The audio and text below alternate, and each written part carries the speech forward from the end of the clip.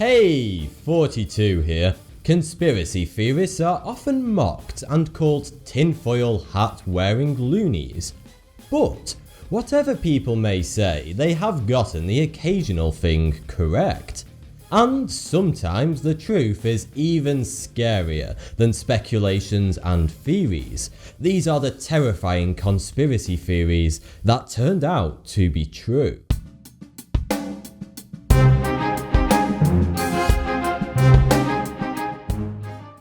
We start with the conspiracy of the MK Ultra project. The theory goes that between 1950 and 1973, the CIA carried out top secret and disturbing mind control experiments on US citizens. Unfortunately, the theories turned out to be very true. In 1995, President Clinton actually issued a formal apology on behalf of the US government for the atrocities that they committed. The experiments carried out as part of the MK Ultra project were highly illegal. All of the test subjects were unwilling, and the experiments involved drugs, electronics, hypnosis, sensory deprivations, verbal and sexual abuse, and torture.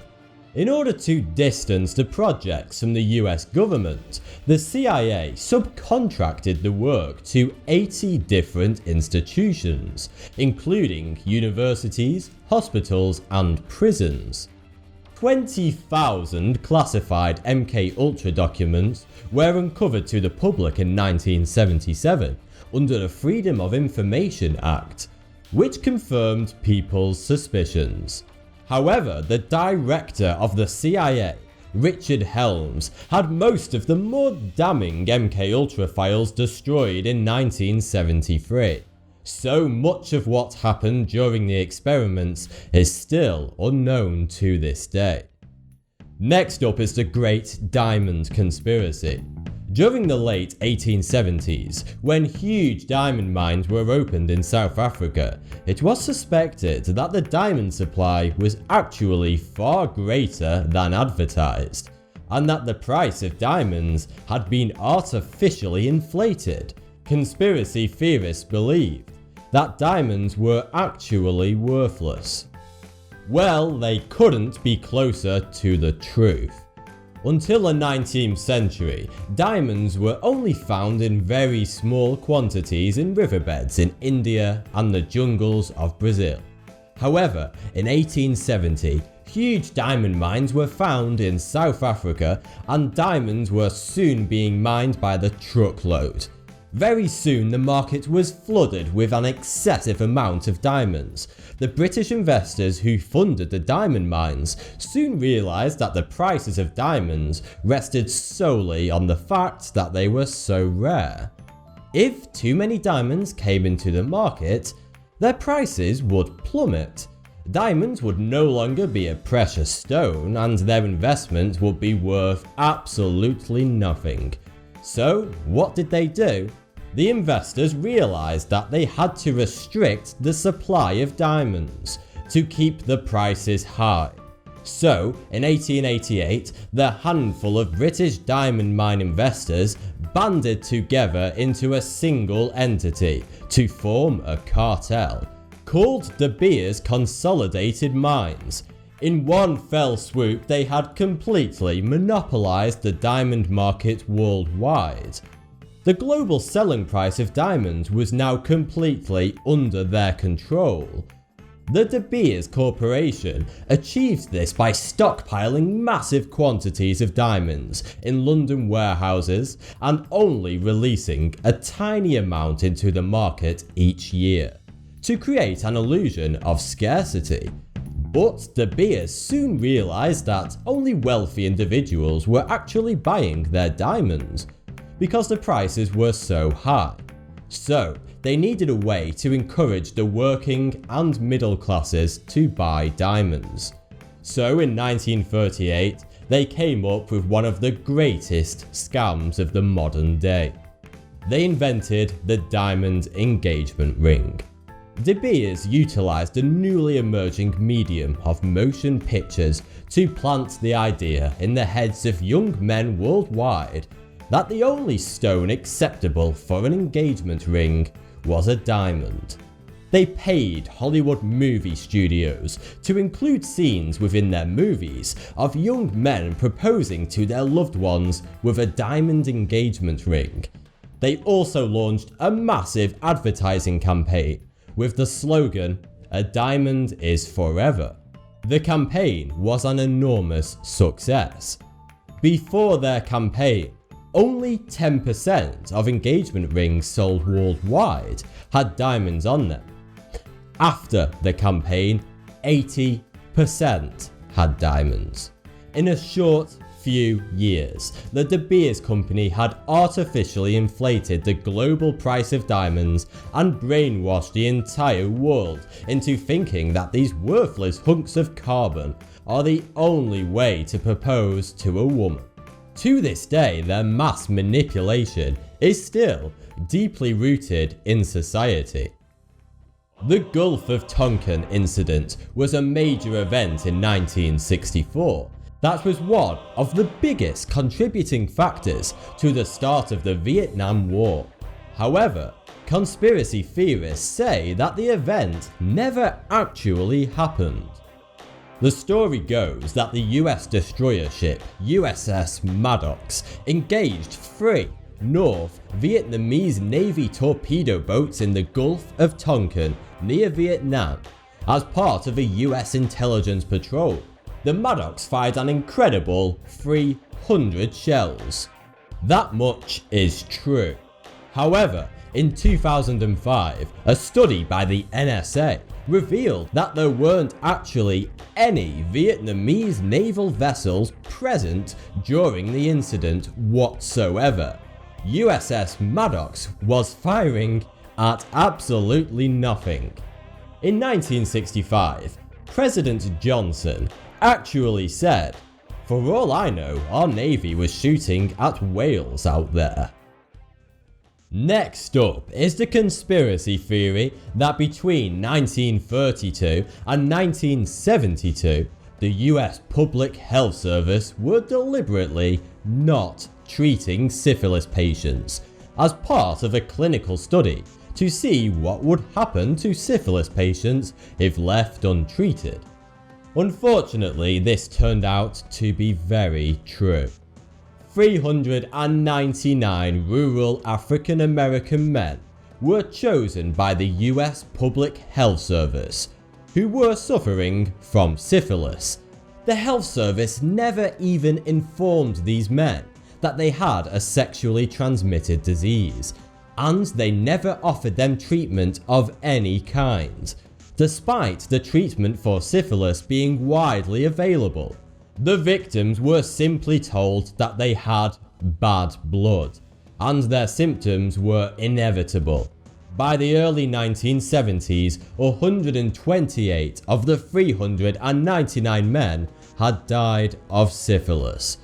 40 of their wives had also contracted the disease, and 19 of their children had been born with congenital syphilis.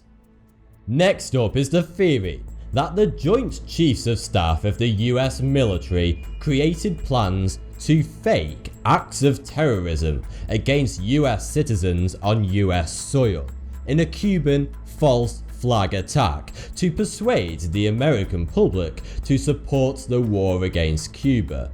It's completely true, and the official documents can now be found online. The plan, which was drawn up by the US military, involved shooting down innocent Americans on the streets, planes full of innocent people being hijacked and shot down, and other extremely violent bouts of terrorism taking place against the American public in Washington DC, Miami, and elsewhere across the US. The plan was approved and ready to go into action, but thankfully, President Kennedy rejected it. Perhaps one of the most well-believed conspiracy theories is that your own government is spying on you. We've all had that paranoid feeling at some point in our lives that someone, somewhere, is watching us. Maybe it was George Orwell's 1984 that started it all off, or just a general distrust of the government. But whatever started the theories, the scary truth is, your government is watching you. And it's not just in America that it's happening. In recent years, there have also been disturbing reports of other countries spying on their own citizens, such as France, Germany, China, Russia, Syria, New Zealand, Canada, and the United Kingdom. Of course, the most well-known of these spying scandals was when former NSA employee Edward Snowden released sensitive government information revealing the frightening extent of the NSA's spying activities on American citizens under its surveillance program, codenamed PRISM. Thanks to these revelations, we now know that the scope of the NSA's eavesdropping is even larger than what conspiracy theorists originally believed. But of course, all this spying is necessary to protect us from the likes of terrorists, is it not? Well, not exactly. A report by the Washington Post found that 90% of the sensitive data being collected by the NSA's surveillance programs is from internet users with absolutely no connection to terrorist activities, making their spying activities downright illegal. For a long time, it's been theorized that professional wrestling is fake, and the outcomes of the matches are determined beforehand. It's always been a popular theory until recently, when it was confirmed to be true. In 2013, a mysterious Reddit user called Dolphins1925, who claims he has a contact inside the World Wrestling Entertainment Company, started posting the results of pay-per-view wrestling matches online before they actually took place. He posted the results of 38 matches, all of which he got correct, which proved once and for all that pro wrestling, well, at least in the case of WWE matches, are, as many suspected, set up. Between 1920 and 1933 in the US was the alcohol prohibition. For a whole 13 years, alcoholic beverages in any form were banned. As you would expect, this proved very hard to enforce. A lot of people were secretly making their own alcohol in their homes. The FBI were finding it increasingly more difficult to stop people drinking. Then, suddenly, people started dying from drinking alcoholic beverages. Many theories popped up that claimed that the FBI was intentionally poisoning liquor to deter people from drinking it. It's frightening to believe, but the theories were absolutely correct. The FBI's idea was that adding potentially fatal impurities to liquor, it would demonize alcohol in the eyes of the general public and stop people from wanting to drink it. Of course, they didn't tell the public about their nefarious plan. They let the consequences of the poisoned liquors do all the talking for them. The FBI added substances such as kerosene, chloroform, and acetone to bottles of liquor, and people started mysteriously dying of what many believed was simply alcohol poisoning. It's long been believed by conspiracy theorists the world over that the world is run by a group of rich men in powerful positions, and that they meet up every year to discuss secret plans. One such theory is that the world's elite meet up once a year in the middle of the woods and worship a giant owl effigy. Well, turns out it's true. It's called the Bohemian Grove. It's a 2,700-acre campground located in the woods of Monte Rio, California. Once a year, Bohemian Grove is host to a 2-week event involving some of the most powerful men in the world. During the event, they get drunk, put on strange plays in the woods, and burn an effigy in front of a giant owl statue. However, little is known about the event, and what exactly is discussed by the rich and powerful is kept top secret. Women aren't allowed to attend. Famous Bohemian Grove members have included Dick Cheney, both George Bushes, Ronald Reagan, Richard Nixon, John Major, David Rockefeller, former CIA Director William Casey, Thomas J. Watson, and many more. And finally, conspiracy theorists believed that the CIA invented a heart attack gun that can be used to assassinate people without a trace. Turns out this is terrifyingly true. The weapon does exist. It was developed in the late 1960s. The gun was designed to be completely untraceable. It fires a tiny bullet about 3mm wide that is made entirely of ice. This ice bullet has a lethal shellfish toxin frozen inside it.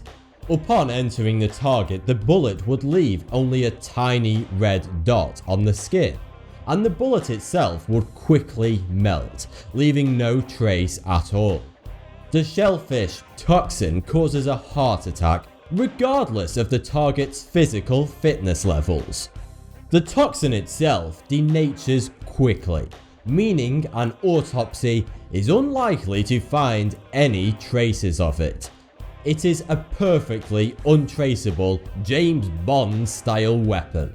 However, its existence was confirmed in 1975 when Senator Frank Church was forced to reveal the gun to a subcommittee whom were investigating the CIA's illegal activities.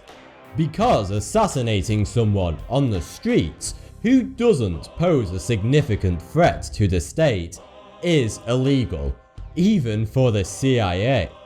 Even though its existence is now undeniable, theorists believe it is still being used by the CIA to this day.